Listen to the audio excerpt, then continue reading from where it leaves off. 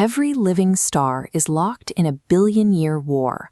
On one side, the continuous outward push of nuclear fusion. On the other, the relentless inward crush of its own gravity. For most of a star's life, these two forces exist in perfect equilibrium. But eventually, the core exhausts its nuclear fuel. When that happens, the lack of outward pressure shatters the balance, and gravity finally wins the war. The resulting collapse triggers a violent supernova that blasts the outer layers of the star deep into space. But beneath that explosion, the core is left behind, completely unprotected and collapsing under its own unimaginable weight. What remains in the aftermath is a cosmic graveyard, but the objects left behind are far from peaceful. They are the most extreme, physics-breaking remnants in the known universe. The first stage of gravitational victory produces a neutron star.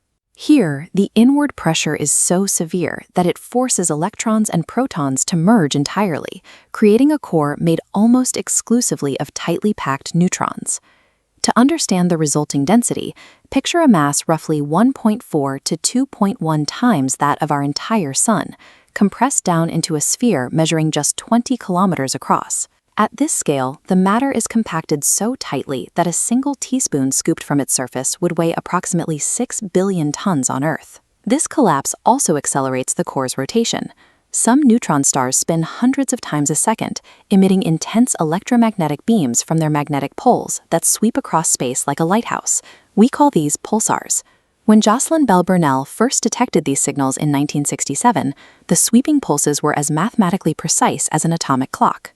The timing was so exact that researchers briefly nicknamed the source LGM-1, considering the possibility they had found a beacon from little green men. Pulsars prove that stellar collapse does not result in stillness. Instead, extreme gravity forges one of the most precise, rapidly spinning engines in nature.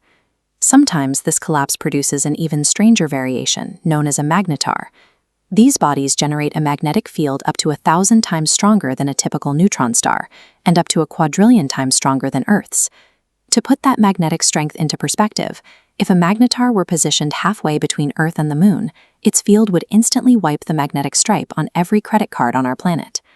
This graph illustrates energy output over time. In 2004, a magnetar called SG-1806-20 released a momentary flare. In 1/10 of a second, that single burst emitted more energy than our Sun produces over 100,000 years. As we search for objects forged under even greater gravitational pressure, we enter a theoretical territory. If the inward crush exceeds the physical limits of a neutron star, the neutrons themselves could shatter apart, breaking into their component quarks to form a new state of subatomic matter called a quark star. In 2002, the Chandra X-ray Observatory identified two specific objects that appeared too small to be neutron stars, yet too large to be black holes, making them prime candidates for this elusive classification. At this specific threshold of pressure, the fundamental atomic building blocks of matter simply cannot survive the crush. But if the original dying star contained more than about 20 solar masses, no subatomic structure can resist the collapse. Gravity achieves absolute, unstoppable victory. The core undergoes infinite collapse, creating a black hole. The gravitational pull becomes so overwhelming that nothing, not even light, can escape. The perimeter of this absolute darkness is the event horizon, the exact mathematical boundary where the velocity required to escape exceeds the speed of light itself. Long considered purely theoretical math, these voids are now confirmed reality. In 2019, astronomers captured the very first physical image of a supermassive black hole located at the center of the galaxy M87. A black hole represents the universe's absolute endpoint, an abyss where extreme mass and density successfully erase our known laws of physics. The term stellar death suggests a finality that doesn't exist in reality. From crushing protons into pure neutrons, to generating magnetic fields that can wipe electronics across the solar system, to tearing actual holes in the fabric of spacetime, these remnants remain active for billions of years. These environments provide the only settings in the universe where we can observe matter surviving pressures that would crush any human-made experiment. By measuring the precise timing of pulsars, or the warped light around black holes, Physicists use these objects to test the breaking points of general relativity and subatomic theory. A supernova marks the transition from a life sustained by light to survival dictated by gravity, initiating a chapter of high-energy physics that living stars can never replicate. Look up at the night sky, and it is easy to assume the stars are permanent fixtures of the cosmos. They look perfectly still, but that stability is entirely an illusion. Every active star is caught in a perpetual, violent tug-of-war. On one side is gravity, exerting an immense, inward-crushing weight on the star's mass. On the other side is the outward pressure generated by nuclear fusion in the core. As long as those two forces match perfectly, the star holds its shape. The problem is that a star's primary fuel, hydrogen, is finite. When that fuel begins to run out, fusion slows down, and the outward pressure drops. Gravity temporarily wins the war, crushing the core inward until it gets hot enough to ignite a new shell of fuel. That sudden, intense surge in core heat forces the outer layers of the star to swell dramatically.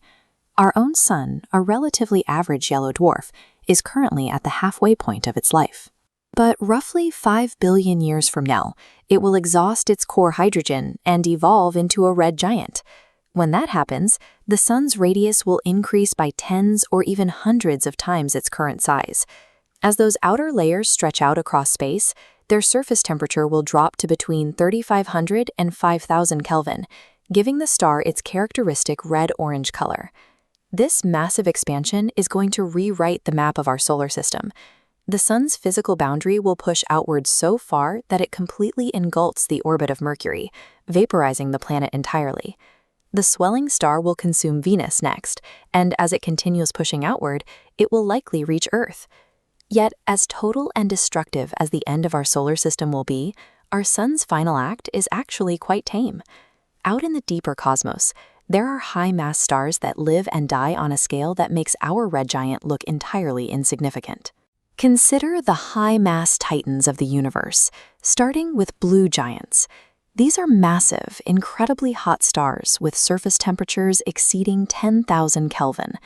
Because they possess such immense gravity and heat, they are forced to burn through their fuel at an extraordinary rate just to maintain equilibrium. This means a blue giant lives for only a few million years before running on empty. Once that core hydrogen is gone, the most massive of these stars evolve into blue supergiants. At this stage, they shine hundreds of thousands of times brighter than our sun, and their surface temperatures can spike to a blistering 50,000 Kelvin. But eventually, even these superheated behemoths lose the battle against gravity. They begin their outward expansion, bloating into enormous, cooler bodies known as red supergiants, with surface temperatures dropping to roughly 3,000 to 4,000 Kelvin. To understand the terrifying volume of a red supergiant, we can look at Betelgeuse. If you dropped Betelgeuse into the center of our solar system, its surface would swallow Earth and extend past the orbit of Mars. In fact, its outer boundary could push outward all the way to Jupiter. It is easy to look at a volume that immense and assume you are seeing peak stellar power, but this extreme bloating is a direct symptom of instability. A red supergiant is a dying star, struggling to hold itself together.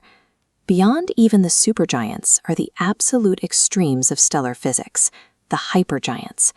These are the rarest and most massive known stars, frequently packing in over 100 times the mass of our sun. Take the red hypergiant UY Scuti. Its radius stretches approximately 1,700 times wider than our sun. But that sheer size carries a fatal flaw. Hypergiants are highly unstable, unable to hold on to their own outer layers. They constantly bleed huge amounts of mass out into space through incredibly powerful stellar winds. While hypergiants represent the extreme limits of physical size, other massive dying stars represent the extreme limits of heat. Enter the Wolf-Rayet stars. A Wolf-Rayet star is a late evolutionary stage of a very massive star that has completely blown off its outer hydrogen envelope. What remains is a raw, bare, helium-burning core exposed directly to the vacuum of space. Stripped of their insulation, these exposed cores can reach staggering surface temperatures over 200,000 Kelvin. They violently eject material at speeds of 2,000 kilometers per second, carving out thick, visible nebulae from their own cast-off gas. Whether they are bloated outward by sheer mass or stripped bare by intense heat, these anomalies are not stable objects. They are the chaotic results of stars tearing themselves apart. Despite their drastically different evolutionary paths, these massive giants, supergiants, and hypergiants all share a single inevitable destiny: rapid and violent collapse. When our sun finally dies, it will quietly shed its outer layers and leave behind a dense, cooling core. But for the high-mass titans, the end is catastrophic. When these massive stars can no longer sustain core fusion, their delicate internal balance is broken forever. Gravity instantly crushes the core inward, and the resulting rebound triggers the most violent supernova and hypernova explosions in the known universe. As destructive as they are, these massive detonations perform a vital function. The intense heat and pressure of a collapsing star is the only mechanism capable of forging heavy elements and scattering them across the cosmic void. Without the inherent instability and violent deaths of these high-mass monsters, the universe would lack the complex chemistry needed to build planets. The iron in your blood and the silicon in the earth beneath your feet exist only because, somewhere in the distant past, a giant star finally lost its battle with gravity. Drop down to the absolute bottom threshold of this scale, and you find the brown dwarfs, or Buddha Bona Thada. These are objects heavier than gas giants like Jupiter, but they never gathered quite enough mass to sustain ordinary hydrogen fusion in their cores. They gradually cool and dim over time. The existence of these failed stars highlights a razor-thin dividing line in the cosmos. Gather enough mass, and you ignite into a living star. Fall short, and you remain a dark, cooling sphere of gas. Move slightly past that threshold, and you find the first true active stars on the mass scale, red dwarfs. They're small, dim, and make up an astonishing 75% of all stars in the universe. Because they hold only a fraction of our sun's mass, their cores don't have to work nearly as hard to resist gravity. They burn through their hydrogen fuel at an incredibly slow rate, keeping their surface temperatures cool. This timeline chart compares the universe's current age, roughly 13.8 billion years, to a red dwarf's projected lifespan. Because of their slow burn, these stars last over 1 trillion years. No red dwarf has ever had enough time to die yet. Step slightly back up the mass scale. Sitting between these ancient red survivors and stars like our sun are the orange dwarfs, or K-type stars. They contain roughly 60 to 80% the mass of our sun. This specific size gives them a lifespan of 15 to 30 billion years, and structurally they are highly stable, producing very few dangerous radiation flares. You have a long-lived star that doesn't bombard its solar system with deadly energy. For astrobiologists looking for habitable worlds, this combination makes orange dwarfs the strongest candidates for allowing life the billions of years it needs to develop. While most dwarfs are defined by their mass, subdwarfs are distinguished by their age. These are the older, dimmer, and bluer anomalies found in the galactic halo. Their defining feature is their chemistry. Subdwarfs lack heavy elements, what astronomers call metals, compared to the stars that formed more recently in the galaxy's history.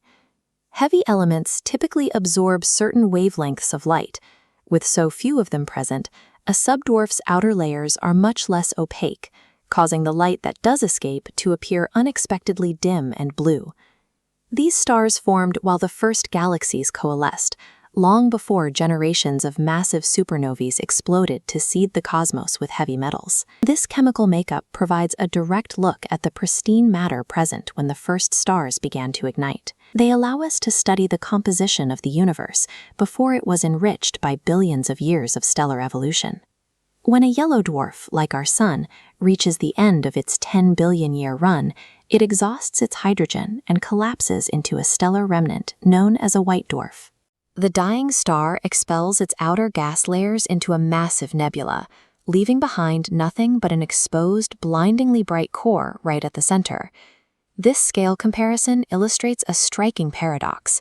That tiny core packs an entire sun's worth of mass into a sphere no larger than Earth. The matter is crushed so tightly that just 1 teaspoon of it would weigh approximately 5.5 tons. This remnant has ceased all fusion. It persists as a hyperdense stellar corpse that can only passively radiate its leftover heat into the void for billions of years. But what happens to the most abundant stars in the universe? When the hyper-efficient red dwarfs finally exhaust their fuel trillions of years from now, physics points to an entirely different outcome. They will turn into blue dwarfs, a category of star that currently exists nowhere in the universe, except in mathematical theory. Instead of expanding outward and shedding its layers, a dying red dwarf would gradually increase in surface temperature. Over time, its light spectrum would slowly shift from red to a searing blue. In the final stages of our universe, long after the massive stars have died out, the darkness will be illuminated by dwarf stars that haven't even been born yet. They are the true, enduring protagonists of the cosmos.